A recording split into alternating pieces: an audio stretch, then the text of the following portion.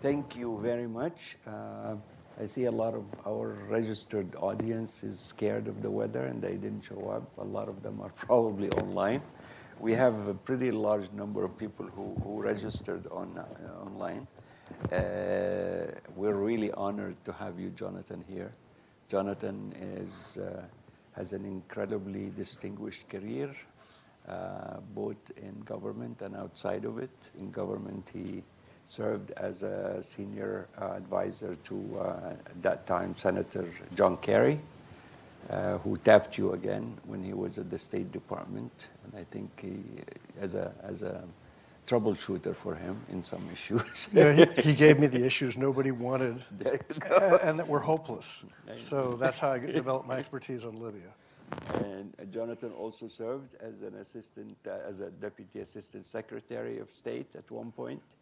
And he was the special envoy of the United States to Libya during really the critical years right after the change or the revolt against Gaddafi. And he was of a much higher status as an envoy than others. He reported, at a much higher level, both in the Obama administration. Thank you, Jonathan, very much. But above all of that, your most important, I think, description is that you're my friend as well. That's the most important thing on your resume. It's an important element. Happy to be chatting with you today. Thank you so very much. You wrote something that I think it's a different angle on the Libya story that others sort of keep on saying, and you sort of responded to something that was happening recently, which is that Libya for the first time is doing a round of exploration and concessions on the oil and gas front. That hasn't happened for now almost 20 years. And that was only a few weeks ago, and a lot of internationals that were out of Libya got excited and started going back. Today, I don't know if you saw the news about Annie discovering massive gas field of Libya, on the shores of Libya. Other companies are all trying to sort of figure out a way to deal with the Libya oil and gas potential. As you pointed out in your piece, it's not a matter of whether Libya has good oil or a lot of gas. That's a given. The question is how useful it is, what's the risks involved, and how oil companies and internationals are calculating their involvement in Libya. So that's the kind of topic I would like to sort of pick your brain on. Sure. Not the politics. So I'll give you a minute or two to start, to just sort of give us an overall assessment of what you're thinking about that, and then we'll get into a little bit more of a discussion. In the years when I was special envoy to Libya, Libya oil production went down to nearly zero. At one point, it actually was zero, other than the offshore, mainly gas. This is when it was occupied by some of the militias, right? This is when it was taken over. People all along the value chain, Yeah. from field to pipeline to ports, were engaging in energy hostage taking because they did not feel taken care of properly. So the energy hostage taking was really doing tremendous damage to Libya. The opportunity that was just provided by the NOC, the first since Gaddafi's death, the first since the uprising. Is the National Oil Company Oil Corporation,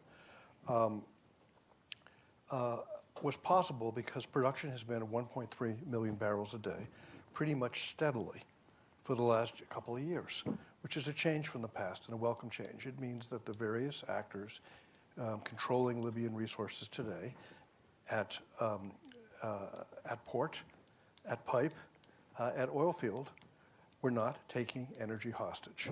Now, there's a tremendous amount that needs to be done to the existing developed energy resources, because when you shut down an oil pipe, gunk starts accreting in it, and you get various types of pressures internally in the pipes, and they wind up losing some of their capacity. So there's a lot of maintenance that needed to be done anyway, which has been intensified, the need, as a result of the various closures. and Libya is producing roughly 500,000 barrels a day less than it should be. The capacity used to be around 1.8 rather than 1.3. The irony is about 40, 50 years ago in late 60s, early 70s, the production was much, much higher. I think at one point it reached even 3 million a day during the monarchy in the beginning. Well, so that's a long time ago, yeah. 1.8 was the number that I understood was the capacity. Potentially, you could push it up to 2.3 before doing additional exploration. Yeah. So the NOC was quite right to take advantage of the moment, given the current stability of the instability. That's a good line. The current stability of the instability rather than a moment of unstable stability, which is the other state that Libya toggles between. To take advantage of it, to see what interest there was. And a lot of people showed up, including Mr. Boulos, the special envoy. Yes. And there were 5 parcels ultimately where deals were reached.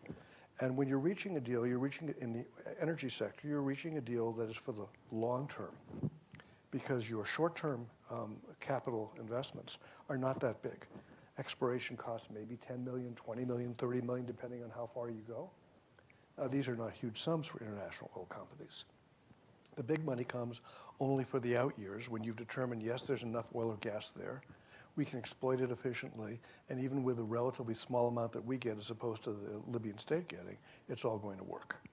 So there were a limited number of companies that were interested in it and bid and accepted, and the 2 most important, of course, are Total and Eni. And what's interesting is you look up the statistics of current oil imports into Europe. For Italy, something like 25% of its total oil is now coming just from Libya. So the importance of Libya and Libyan energy to Italy right now, before Eni's discovery of today, is absolutely huge. So Italy really does need Libya. And having Italy needing Libya is very good for Libya because it provides a real potential for capital investment for the long term. Now, there are some other entities that are involved. There's a Spanish entity that's involved, and then there's a Nigerian entity, which is a bit of a wild card. It's a new player. Mr. Boulos has experience in Nigeria, and that's interesting to see a new Nigerian entity come into play, and we'll see how that goes.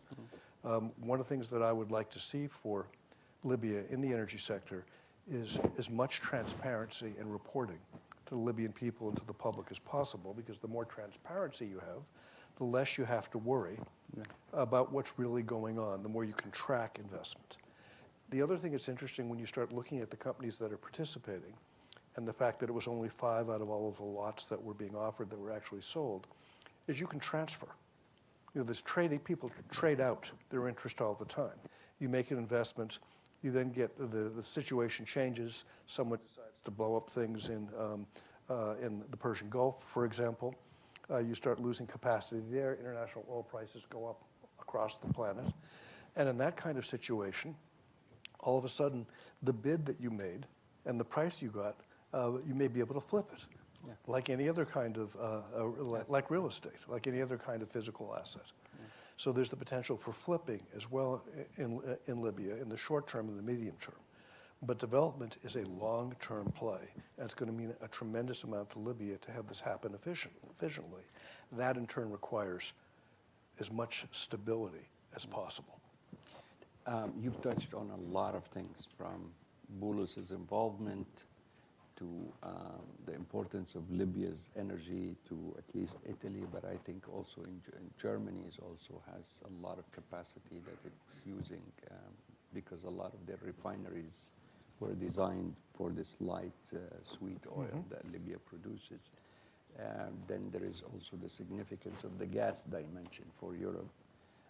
I think now probably the energy dimension of Libya is far more important because of what's happening in the Gulf and Strait of Hormuz. I think that gives Libya, Algeria, Nigeria a little bit more of special opportunities that if they can take advantage of. I agree with you. I think that Libya is much more valuable a property, if you want to look at it that way, suddenly, than it was 3 weeks ago. Yeah. And there could be significant opportunities from that, including the NOC convening again opportunities for bids. Yeah. Is one possibility, but there also has to be investment in the upkeep and maintenance of Libya's infrastructure, starting with the oil infrastructure, but continuing with things like power. Yeah, that's what I water. want to get into, is that it's not a matter of potential. The issue is how much can Libya really take advantage of what's happening, both its deposits, its potential, and the global economic order, and whether that is sustainable. You pointed out that there are some indicators that a lot of people wouldn't think really signal major risks for oil companies or energy companies. For example, the electricity grids and whether it is functioning right or not, the water system. These things, a lot of people don't really see them as a part of the risk assessment that my Siri decided to join the conversation.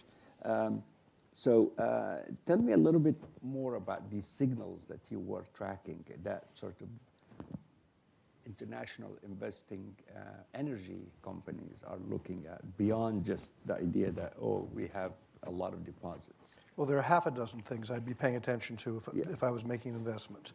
Small investment that I could flip is one thing, but a long-term commitment of a lot of capital is a different. First, I want to know there's going to be water, because you need to be able to have water pumped if you're going to be in the oil business. It's an essential part of the process. You need electricity, same thing. So you want to look at the maintenance of that infrastructure. You want to see that the NOC is undertaking appropriate maintenance of the existing system, and that the NOC is able to get a budget that's sufficient, and then that contracts that the NOC enters into with providers to undertake this work, what the Libyan government does, are paid on time. So you have to understand, how's the central bank doing? Is the central bank able to make payments on letters of credit and various types of contracts on a timely basis? Or are there delays? Early this year, there was substantial buildup, a couple billion US dollars worth of contracts and other items that had not been paid. They were all cleared right before Ramadan, is my understanding, but it had built up.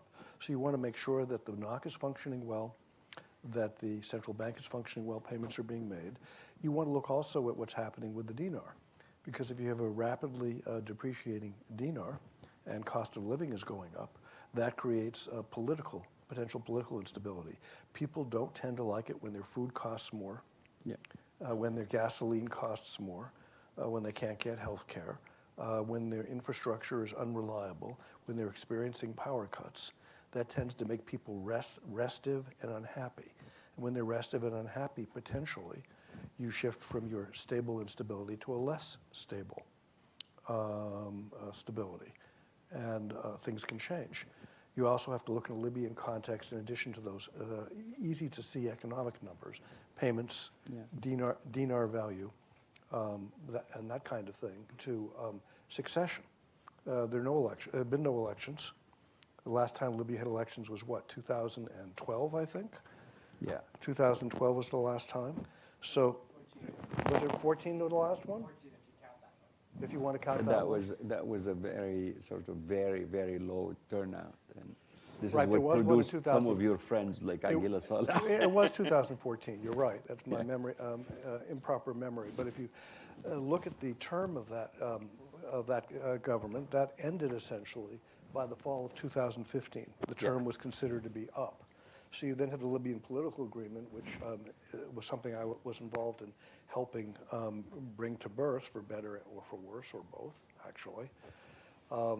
And that's the thing that props up the continuing legitimacy of any institution that exists. That created the High State Council, which really was the 2012 GNC, is what it really was, and the House of Representatives, which hasn't been allowed to have allowed itself to have elections since, is one way of characterizing what's happened with that. So the legitimacy of Libyan institutions remains very uncertain, and there's de facto legitimacy for Dabeiba in Tripoli and for the Haftar government in the east, out of Benghazi, but it's de facto. It's not really de jure. And so the question of what happens if there's a succession is a great big unsettled question that would raise a lot of concerns for me if I was going to be making big investments. It's one thing to make your investment that you can then trade away, potentially, or walk away from if it's not viable. It's another thing to have the big capital investments. And there, what's going to happen if the baby was suddenly hit by a bus? He's in perfect health, everything's great, there's no trouble in the West, but suddenly a bus comes along. I don't know the answer to that question. I don't It's know. actually much closer than you think. I mean, he's been in and out of hospitals because of his heart conditions. But I understand that, but I'm not even factoring in Yeah. those practical things of health. and the same issue Of health for and, Haftar as well. political support. We're going to get to the Haftars in a second. yeah. But I'm not even factoring that in yet, because leaving aside the particular conditions that cause a change to happen, the question is what happens when the person who's there now is no longer there? What's succession? I don't know what it is. Do you know what it is in the West? I don't understand it, because that arose from the Libyan political dialogue, Yeah. where the UN investigated credible allegations that improper payments were made to several of the people who voted. And since then, there hasn't been a repeat of that process. Yeah. That dialogue kind of ended at that point. And in the East, essentially, the Haftar family has self-ratcheted up through its political relations initially and economic relations with Russia, Egypt, the Emirates, to a lesser extent the French, to achieve its governance stature de facto, not de jure. And so when Khalifa Haftar dies, perhaps Saddam Haftar takes over. Perhaps they've worked out succession. There was a long piece in a British newspaper recently, a Sunday piece, by Anas Gomati. Oh, Anas, yes. Anas, yeah. Gomati. Very, very good piece. Yeah. Which In the Guardian. in the He's been Guardian. It working was in on the it Sunday for a while. Guardian. In the Sunday Guardian. Yeah. And I commend that piece to anyone and everyone. And I he's thought- watching us. I Anas, thought it by was. the way. I thought it was really spectacularly good, and he went into the very detailed plans of succession for each of the Haftar brothers. But I can't assess from the outside whether that will be fulfilled, whether any bad things will happen in connection with any such succession, as in somebody getting upset or getting out of line. Sometimes the Haftars have not built loyalty from the people around them. There have been occasionally people who have been very close who've then gotten unhappy about their actual situation and separated. You're being very polite. I mean, you and I will agree that it's run more like a mafia operation than it is an actual governing structure. That's your characterization. What I would say is that you can't point to elections or popular will as having defined how the Haftars are operating. They've operated, as I said, as a self-sustaining mechanism with the support of foreign countries, particularly the tens of billions of Russian counterfeit dinars, which were allowed by the Libyans to go in circulation, and various other types of help, which in turn have allowed them to help the Russians. There's also been barter arrangements, and the barter arrangements have involved the sell-off of Libyan oil that's supposed to go into the central bank. It's estimated about 20% is this private company they've created with the Dbeibas partnership. The Dbeibas and the Haftars in partnership. Yes. Did I say something before about? By the way, guys, you have to get used to Jonathan when he is being cynical. I'm not cynical. I try to be very descriptive. He has a very serious face, even though, I mean, he's shocked at something he knows very well about. Well, I described before the unstable stability Yeah. or the stable instability. But the stability factor is because Absolutely. the power brokers have worked out deals with one another. Yeah. We can be direct about that. And the deals they've worked out have meant no more invasions of Tripoli and a real reduction in fighting, because there are patronage networks involved, and the patronage networks stabilize substantial components of Libya. But it's not necessarily permanent, because it lacks popular legitimacy and lacks legal legitimacy. And those are really serious problems, which does not mean that they're about to step aside for some new UN process, because they're not. Yeah, it's also the trust between thieves kind of theory, right? I mean, these alliances and these arrangements have been shifting in the last 10, 20, 15 years in Libya, even just without even any outsiders. Just the partners themselves tend to fall apart very quickly. But I want to pick some of these, Please. okay, especially as they relate to the United States. What you are outlining is a set of technical problems about the investability in Libya, but a lot of these relate to the political structure in the country and how this structure has become really, I don't know how you describe it, and when I use the term mafia, I don't mean it in a sort of negative or accusatory way. I mean it because mafias tend to not have anything in their minds, no plans, no vision, no interest in institutions or creating states. They're interested in grabbing whatever, extracting whatever they can in terms of the money from oil, at least in the context of Libya. And a lot of them are family run and family operated, despite the lofty titles of an army or whatever. But let me get to this. You pointed out a couple of things in which I think the United States, unfortunately, is in a position to change, but it had chosen to play along. For example, Mr. Boulos, who's the advisor here, I think, for the State Department. He's a special envoy. A special envoy on North Africa in general, or Africa as a continent, has chosen to actually reinforce this process of creating these de facto short-term partnerships between the characters that are in serious question, both internally among Libyans and outside. For example, he's been meeting with the son of the Dbeiba family, or sort of the guy who's running their business operation, with the son of Haftar. You mean Ibrahim Dbeiba on the one Ibrahim hand? Dbeiba and Saddam and Haftar. Saddam Haftar on the other. Both of them are really difficult personalities for different reasons. Saddam is accused by swaths of people, including UN, of criminal, committing crimes of killing, of rape, and so on.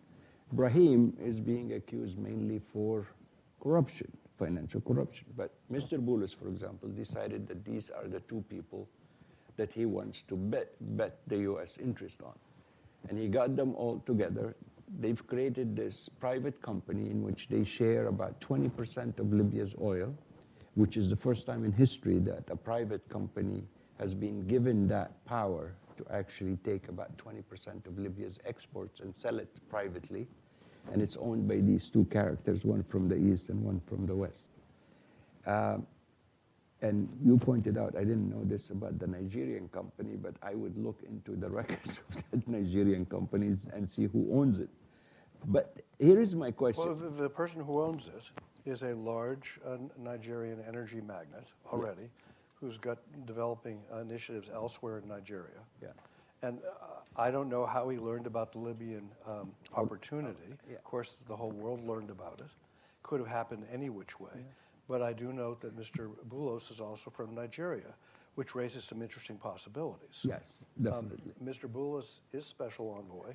Yeah. I did not have a family relationship. That is, none of my uncles or children or nephews or nieces were related to Mr. Obama or to Mr. Kerry. By contrast, Mr. Boulos is one of his, the bases of his coming into the position would appear to be that he is the father-in-law of one of Mr. Trump's daughters. So it's a family business in part, like Mr. Kushner is part of the family business, like Mr. Witkoff's son is part of a family business involving a Trump son. So you have these family relationships, which can be very cementing in commercial activities in many parts of the world. Certainly in the Middle East, it's a very common phenomenon. Yeah. But here is my question, is how can the United States invest its political weight, its global standing, its ability to do things with this kind of narrow-mindedness, short-term business relationships that can change within a matter of, I don't know, I mean, months or even a couple of years? I think that if you embed your political relationships and your security relationships and your economic relationships into the same set of actors, there are two possibilities that arise from it. One is it's stabilizing, because those actors, relationships, families on the political, security, and commercial side all then become strengthened. By becoming strengthened, they in turn can strengthen their patronage networks, and their patronage networks can become the foundations for medium-term stability to the extent that they're inclusive within a country. Now, the extent in which they're not inclusive, and there are people on the outside of it who don't participate in the pleasures of the patronage network, they get unhappy. They get very unhappy, and they refer to that system as corrupt. And corruption, which is decried in the Quran, decried in the Old Testament. I'm not sure it's in the New Testament, but I know it's in the Old Testament and in the Quran. People don't like. They refer to people who are corrupt, if you look at the literature, jackals, locusts, or rodents is how people will describe people who are corrupt in their networks. It creates a lot of popular discontent over time. So it can be very stabilizing because it provides ever hardened and thickening revenue streams, which can be used to further build out political support. But that the revenue streams flow unevenly. They flow to the control and direction of the top first, and then trickle down from there to trickle down economic policy. So in that way, it's stabilizing because of it tends to rigidify power structures, but it's destabilizing to the extent that it is seen to be unfair, abusive, and not law-based, but relationship-based, and to favor haves over have-nots. So both elements are part of that kind of a system, and it becomes intensified at the inflection points when you have succession crises. Yeah. So I look at the potential succession issue for Dbeiba and the potential succession issue for the Haftars as potentially challenging these dual and now interconnected patronage networks and raising the question of whether alternative arrangements are possible and or necessary, and thus plausible or even probable. It's hard to know, but if you're looking at what would make Libya investable, knowing 5 years hence or 10 years hence how this next period goes would be very valuable. And until you have a sense of those things, you have to look at the economic indicators along the way that I already emphasized. Payments, investment in the NOC, the price of the dinar against hard currencies. Those kinds of elements become really quite critical. I'd like to return for a moment to the depreciation of the dinar. Yes, I want to talk to you Please, about I'll that. stop And that. also the wait. sort of the illegal printing of dinars that has been going on over the many years and how it contributed, because what is happening is, at least from my contacts on the ground, including people in the central bank, is that Mr. Haftar and his family operation have relied on the Russians to print a great deal of Libyan dinars in the billions. Absolutely right. And just printing them is basically at no cost, essentially, even for the Russians. And then, but what happens then is that they use these dinars to go into the black market to buy dollars. And that, of course, drives the price of dollars up. And it seems to, apparently, this is how Haftar and the Russians are financing a lot of their military operation pretty much at no cost to them.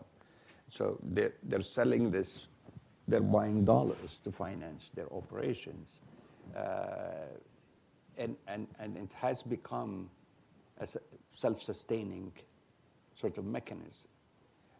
It's another way of sort of extracting money from the state in an illegal way other than just direct taking of oil. It's not clear to me that the counterfeit dinars are still coming in. In recent years, what I believe to have happened is that Russia has been able to participate in oil sales, the oil sales that are not going through the central bank but are the barter arrangements, and then is able to mix that oil to evade the sanctions which were in place until a few days ago. and thus avoid sanctions. Yeah. And so it's essentially gotten oil as one of the, which in turn generates hard currency, as one of the benefits of its Libyan activities.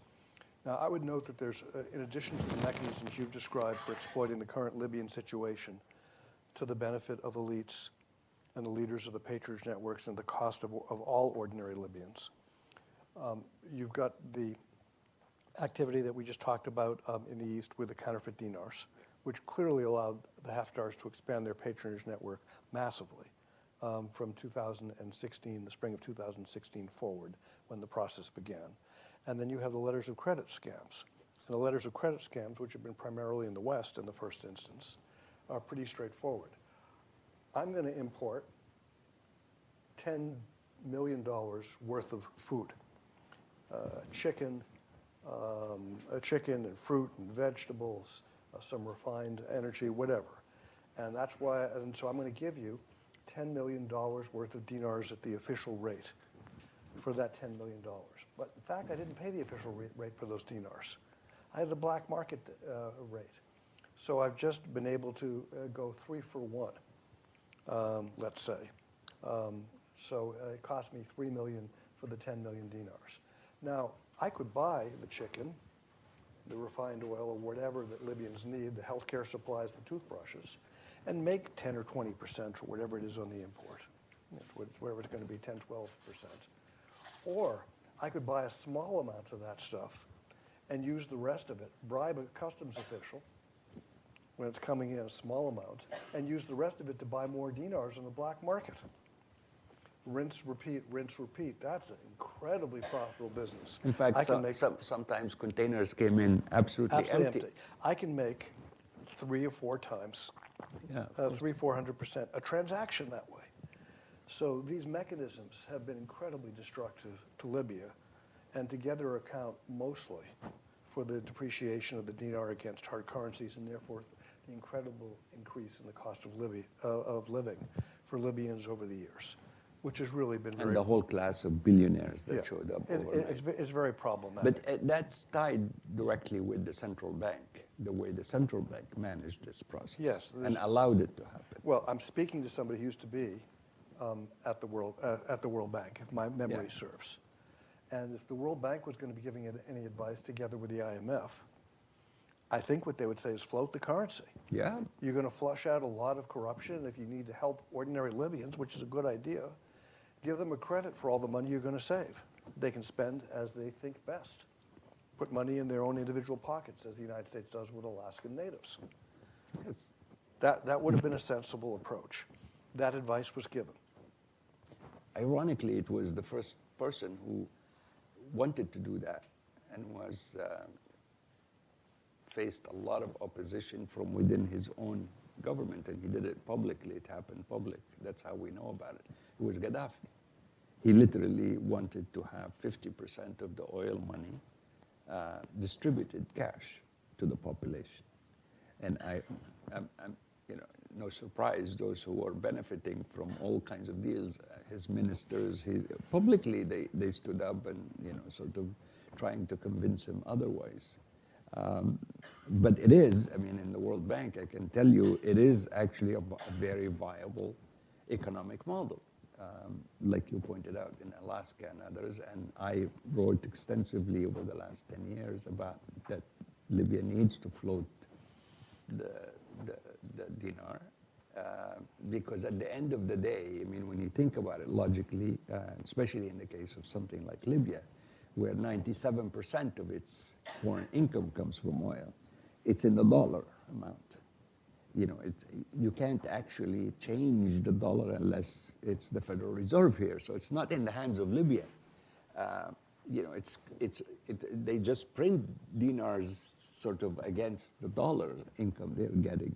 So it makes much more sense to float it, in a sense, and allow it to float with the dollar. If you actually segregated the Libyan budget into 3 major parts, one being for the national government and all the different things it needs to do, the investment budget, the operations budget, and so on. That's part 1. Part 2 is payments to individual Libyans. Yeah. And the third is payments to municipalities, per capita the same across the country. What you have to done, be evolved, yeah. what you have now done is you've created a system in which everyone in the country has a stake Yeah. in continued oil production and payments to IOCs and payments for what's necessary for the IOCs to develop the oil fields and to have the infrastructure. You create a system in which water and electricity, the infrastructure, are paid for not only because they're necessary for the people to live properly, but because they're necessary for everybody's income. Yeah. And so you created a virtual circle, virtuous circle, I should say, virtuous circle that benefits absolutely everybody in the country at a mass level. And so it seems very logical to me that that's what the Libyan government should do. But when you're sitting atop patronage systems, Yeah. that's an alternative system. Patronage networks are an alternative system to the system we just described. So it's understandable I that they wouldn't want described the it. whole thing in Libya. I mean, a lot of Libyans get Offended by this, but I describe the entire economic model since as a gas station. You have essentially a gas station on the Mediterranean. Ships come in, take the oil, they pay, and whoever is in charge of that gas station, whatever the model, whether it's a one-man show like Gaddafi or whether this patronage network, gets that money and uses it for, distributes it or doesn't distribute it the way it wants. But you don't have a model like you just described where everybody has a stake in the system. And now trying to get those guys who are in charge of the gas station or still fighting over it to accept this kind of logical, rational economic policies is the problem. And I want to come, and you can answer, but then my interest is, where does the international community, I remember you, for example, when you first started, I was still in the World Bank, you were still the envoy, where you put together a group of, including people from England, I mean, the British government, the Italian government, the US government, to try to come up with a reform for the fiscal policies in Libya and fiscal reforms. That was in 2013, I think. And you wanted to sort of unify this process and streamline it. But that, of course, didn't go anywhere. So I want to come back, and I'll give you the minute to answer, but then I want to understand, where can a country like the United States or the international community as a whole, which still holds a lot of the cards in Libya, can do something to try to push it towards that end?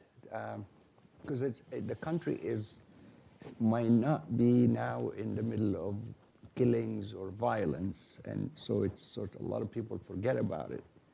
But my sense of it, at least from the region I cover, which is Sahel, Mediterranean, North Africa, that if it's completely implodes, it will be a mess for everybody. And then, what happened for places like even Afghanistan, where it was ignored for a while, and then things just exploded in such a way that the entire global agenda was hijacked and was focused just on Afghanistan. I think Libya has that potential. Well, it as did long as already. the international community is ignoring it. Well, this is what happened in 2015 when the Islamic State came in, controlled Sirte, bisected the coast of the country, and were slaughtering Egyptian cops and American journalists before the cameras. And that got everybody's attention. And actually that in my view, made the Libyan political agreement possible. It would not have happened in the absence of the Islamic State problem, which was so serious. The problem is the political agreement never really pushed it. Any reaction always tends to produce very rash responses that never last, and they actually complicate the situation. I mean, I have my own assessment of the political agreement, but it was imperfect. It definitely, that's an understatement. But I think it led to a lot of the problems we have now. I think also it led to the rise of somebody like Haftar, and why the international community tended to sort of give him a cover for a while or allow him to happen. Haftar had already started, but he wasn't, he didn't have the green light as he did after that. The government of Russia in particular, Yeah. aided and abetted by the Emiratis, the Egyptians, and to some extent the French, became foundational for the growth of Haftar's ability to create his military empire. So he moved from being a warlord to having a portion of the Libyan state under the control of himself and his family. And that was done with the support of foreign powers. And it was very unfortunate. It was actually the UAE that dragged the others along, including the Russians in some ways. We probably differ on that. I think that the Russian, in March of 2016, is when I first heard about the Russian dinars. And that was almost immediately after the political agreement. A very small period of time. And Russia did not get in the way of the political agreement. But it seized its opportunity with Haftar almost immediately thereafter. And part of that may possibly have been its desire to mess with Libya to achieve to interfere with U.S. elections, Yeah. and harm Hillary Clinton, because Hillary Clinton had already been severely damaged by the Benghazi killings of Ambassador Stevens and his American colleagues. So what I perceived it to be, as I came to understand it, was part of Russia's effort to interfere with U.S. elections and to seek if it was possible for it to elect Donald Trump president in November 2016 as part of that set of activities by Russia. Now, that's not the only reason, but I think it's one reason, is the Libya alliance, or whatever you want to call it, relationship has been very helpful to Russia. It's enabled it to have Libya as a staging area for its relationships with dictators and coup leaders in sub-Saharan Africa. It is now in about 11 countries, and it's all coming out of Libya's what they built in Libya. It now has two substantial land-based military bases. Yeah, and they're building a naval one. And it has some capacity on the Mediterranean, which historically was something that neither Europe nor the United States would have been very happy with and would have gotten in the way of. But it's not clear to me that... One of them was built, one of these bases is in the center of Libya, was built by the United States in the 1960s. Right. Now it's a Russian base. Right. The only good news is that the Russians regularly get their clients so upset by mistreatment that recurrently they create bases in power and then their client kicks them out. So Russian misbehavior is the best protection that we've got, given the lack of sustained U.S. authority on it. The Biden administration did not focus on this problem for most of its term. Very late in the day, NATO, the Biden administration and NATO did begin to focus on it and started doing military exercises, but because of the condominium between the West and the East, those inevitably were about integrating the different military forces rather than dealing with the underlying politics. So it was, you've already got this great relationship with the Russians. We don't think it's so great. You think it's great. We don't think it's great. We want you to have at least as good a relationship with us. Well, can you provide weapons to human rights violating governments like the Russians do? No, we can't do that. Can you provide training to people who've committed serious human rights abuses? No, we can't do that. So it's difficult for NATO and the United States to get purchase in Libya and much of sub-Saharan Africa and the Sahel. On this point, that's where I disagree with you. I think the United States can do a lot. It's just the United States never chose to do. Well, it depends on whether the United States applies its laws or not. Yeah. And you're quite correct that the United States can choose not to apply its laws, as we have seen in recent years. It has done so selectively. It Yes. has chosen many times not to apply its laws selectively. And therefore, the problem is those times in which it did so, even when it comes to Haftar, who's an American citizen, it was in the negative side rather than, but here is the thing. Right now, personally, and I want you to respond and then I want to take questions, I don't think right now the United States is a good, a positive player in the Libya story. And I don't think that it should. get involved. And if I'm a Libyan 100% and I'm looking at it, I am a Libyan American, but if I am looking at it from the Libyan point of view, I will never want the United States involved, especially now, because its involvement right now will be, going back to what we started with, is going to be just simply to make deals and get money, not to help the country in any possible way, politically, economically, or otherwise. It will be a very narrow interest. It will be an interest of just basically, okay, we have these unsavory characters everywhere. Let's just sit them together and have them, divide the pie, and we will have a part of it. But it will have nothing to do with American sort of, at least traditional American vision of foreign policy engagement. Well, the Trump administration is discontinuous Yeah. with the policies and approaches of every other administration. And there I would even include the George W. Bush administration, whose decisions in Iraq were, again, flawed to say the least. And that was a war which should not have taken place and was premised on on decisions that in turn shaped the intelligence that was used to justify the decisions.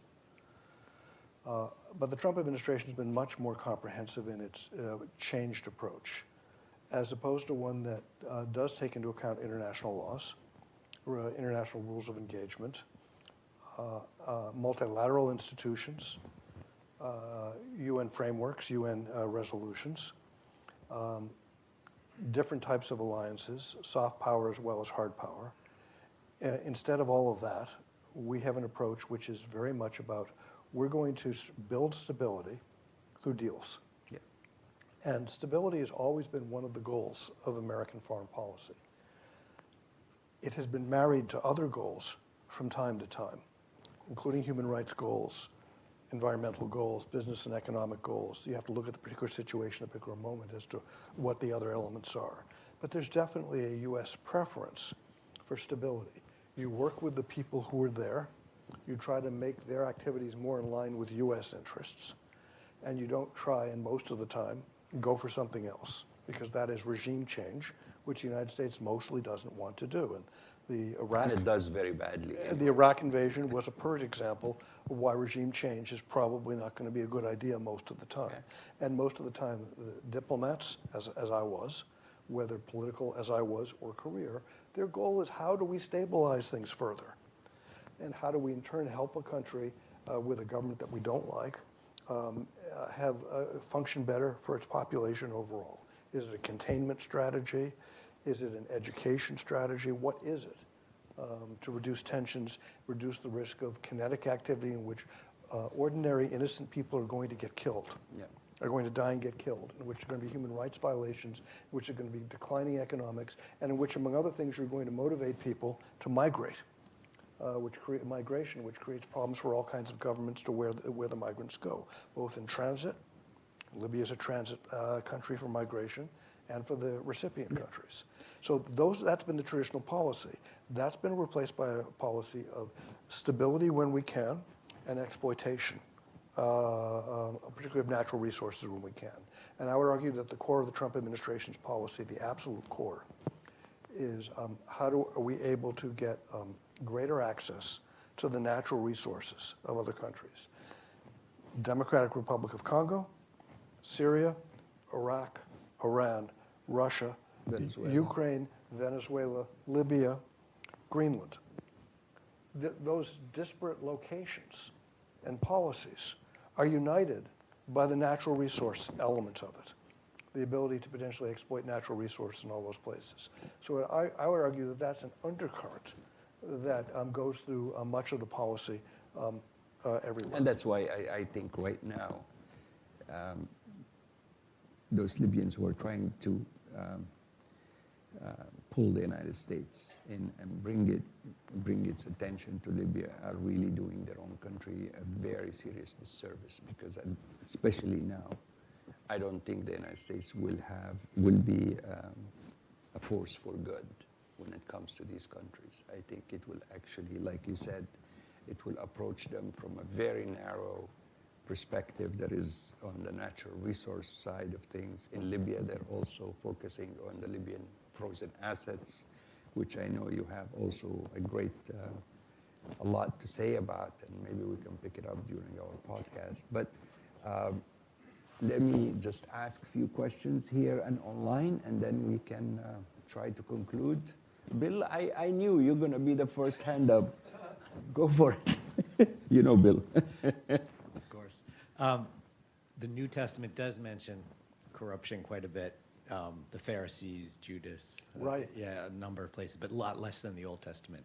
So And it's the there in all, solutions- so it's there in all three of the Right, great yeah. texts. There's also the great, money exchangers Yeah, story. yeah. Eyes of the needle. But my question is about what I call the Heftarpalooza last spring here in Washington. From your perspective, was it more smoke and mirrors? Was it a serious economic challenge to the West to get, the patronage money flowing? I've met a number of the people who've gone on trips to Eastern Libya since that, who are talking about, well, I want to deal with the West. Do you have contacts there?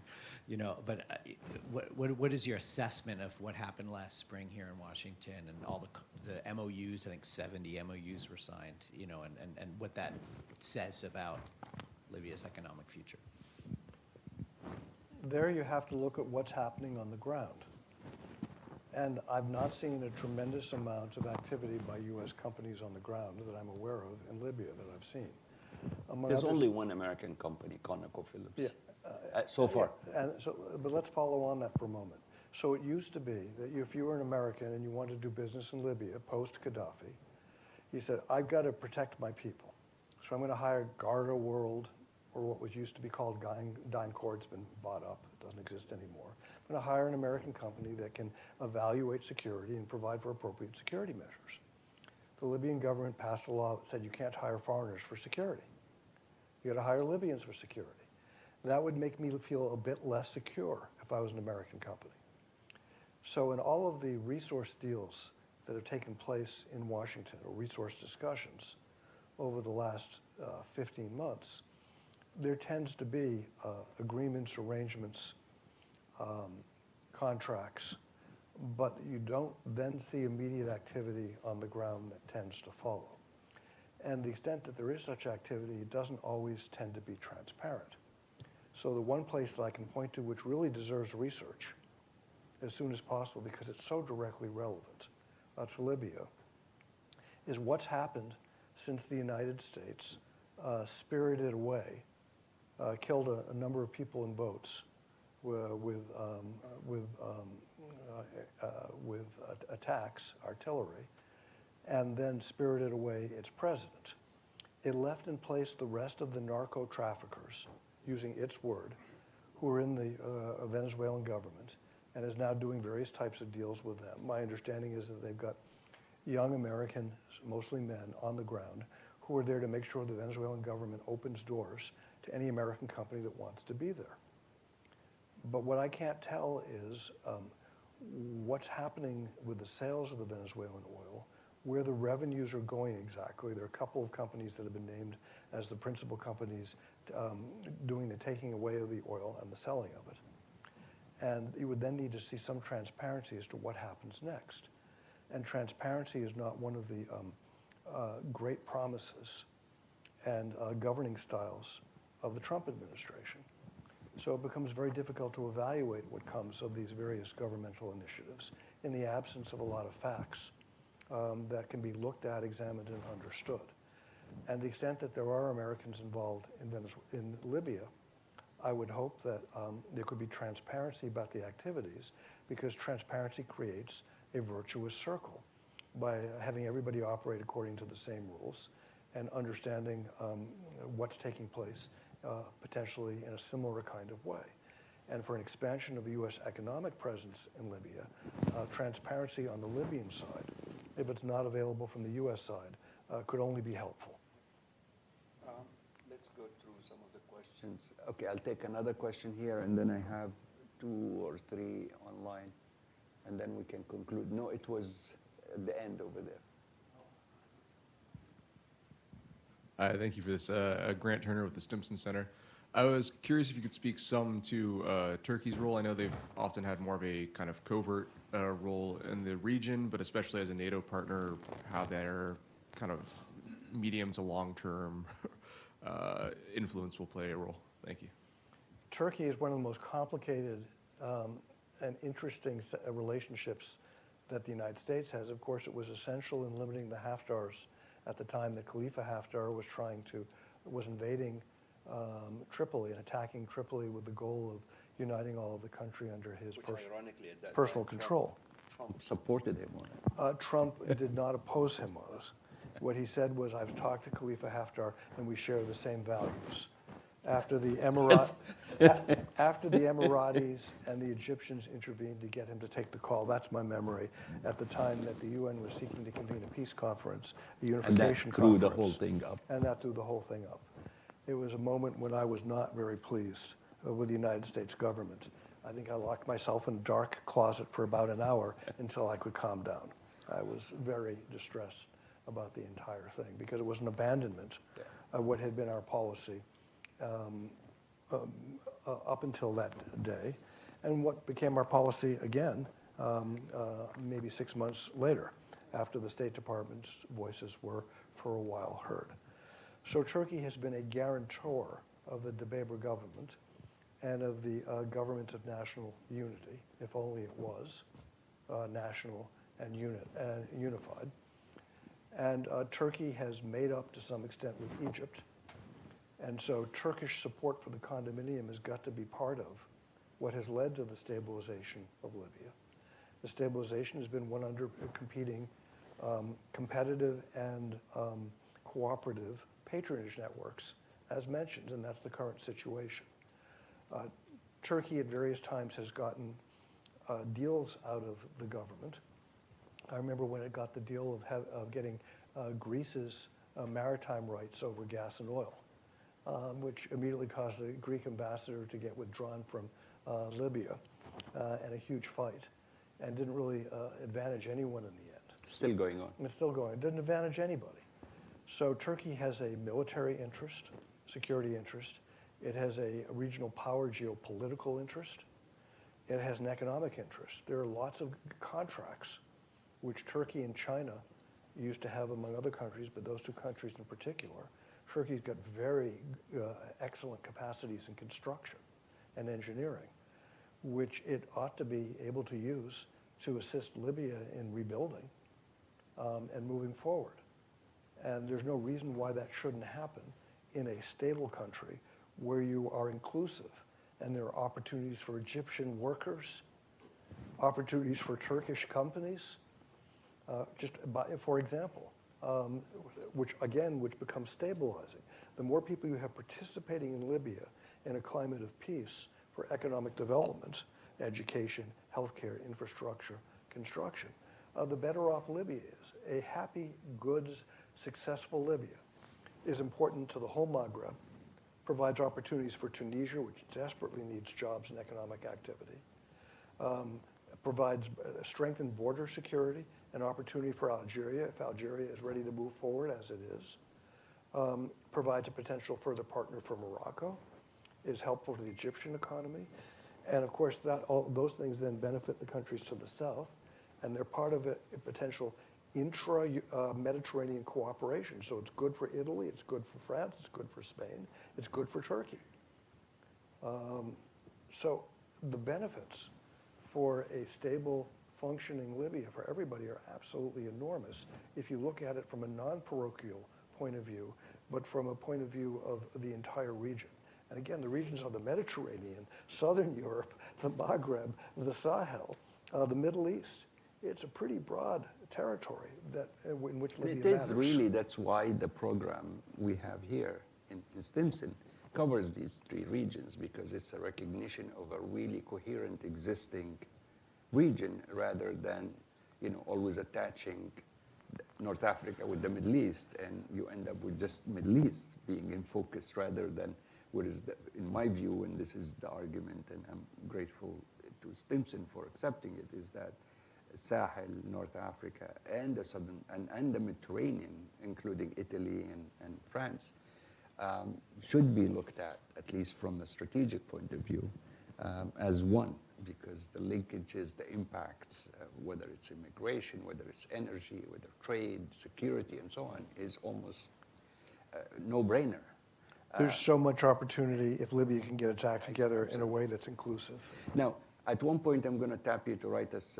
You outlined in this article a great deal of the questions that need to be answered before you really turn it into a major investable place. So I'm hoping I convince you to actually write a policy paper for us on actual solutions for this. What would you suggest? Some of them are well beyond oil. They're political and security as well as economic. It's all three. That's why I want you to add that, because that adds depth to the conversations going on. There are quickly 3 questions. I think one of them you already answered about the decentralization of resources among the various localities in Libya and how that is going to sort of be a positive. You already addressed that in terms of how you structured this. There is one from Tim Reed asking about what will, in your mind, what is the best case or a middling sort of case scenario for transition in the eastern part of Libya? At the time of succession, if Khalifa Haftar does not live forever, No. If he does not live forever, the question becomes, what does the Haftar clan do? Do they work it out amongst themselves? Or is there an opportunity for broader solutions in the East involving other actors? Now, Aguila Saleh has resolutely defended his autonomy and his power for a very long time now, 12 years plus. And He doesn't have any military power, but Egypt is basically his biggest backer. But he has a political power Yeah. that's real. So it's not clear to me that merely arrangements within the family is sufficient to sustain it. The question is what And the family has serious competition already and difficulties among each other, the sons. Again, there's more than one brother, Yeah. and they have different patrons. Yeah. So how that succession issue goes is going to determine what kind of opportunity can be created. I think it's important for Libyans to have a vision of what a good society would look like and what the elements of a good society would look like, because that potentially empowers people to push for it in whatever political context emerges. I have a metaphor that I've used for decades about Washington, which I think is also true for any country. The window to positive change and opportunity to make something better is always closed. But sometimes, for reasons you can't predict, it suddenly opens. It flies open. And whoever's going to plan at that point that they can push through the window can potentially effectuate real change before that window closes again. So my answer to that question would be, build what a Libyan state could look like that's plausible, that creates patronage networks, which instead of being based on 2 families, it incorporates the whole country, which is why the revenue distribution becomes so important at a macro level. Have a country like Italy, which is where Libya is already so important and is so important to Libya. Take a leadership role in trying to build that out. Don't just burden the UN with the whole responsibility. See if you can get France and Spain, which have huge interests in this as well, to participate in some kind of Italian plan. Get the Emiratis and Egyptians and Turks on board, because it's going to provide economic benefits. I would actually cut off the Emiratis out because of all kinds of reasons. Get the Egyptians and the Turks and the Turks on board for starters, then broaden it to include other actors such as the Algerians and the Emiratis and Russians, whatever. See if you can begin to build a coalition that would benefit everybody. Maybe the window will open. I think there are a lot of potentials now, for example, with Algeria, as it sort of, begins to come out of its shell and exercise a little bit more of a dominance in the region is very important. I think Italy, as you pointed out, Egypt, of course, but I think the Gulf is too busy now with their own issues. That's an important point. The Gulf has an awful lot to deal with for the Turkey, I foreseeable think, is future. also- yeah, so there are, but let me go through the last question, and it comes from an anonymous person, and it tells you, you know, how people are not really comfortable being transparent about this. He's asking about the Bullis attempt. What do you think how realistic is what Bullis is trying to do in Libya right now? As I appreciate it from a distance, Special Envoy Bullis is seeking to arrange a deal between the Dabaibas and the Haftars to create a system for integrated control between those two sides, elements for the long term. It's not clear to me that he's incorporated people from the High State Council or from the House of Representatives, for example, in that, let alone other actors. So it's a big man theory or a big family theory of how you achieve Libyan stability. And my perspective is it's likely to be incomplete, because every time we looked at that theory in Libya, and every time I've looked at it, it seems to me that there are other important constituencies that can get in the way of such a deal, particularly one that's brokered by the United States at this time, because the United States at this time is not considered to be operating typically within a multilateral alliance framework, but rather independently. And that makes its potential solutions more brittle, less resilient, and less likely to stick. Okay, I mean, I agree with you entirely. I think it's a very short-lived exercise. But anyway, I think we reached the end. Everybody seems to be sleeping already, so please, we still have lunch out there, right? Why? It's her fault. Anyway, thank you guys very much. I thank people who are online for following us. There will be a podcast that we are recording right now, right after this, where you gave me a lot of material to sort of hold against you in a podcast. This event, as well as the podcast, will be available on our website. And hopefully we'll get Jonathan to write a little bit more about this topic for us all. Thank you very, very much.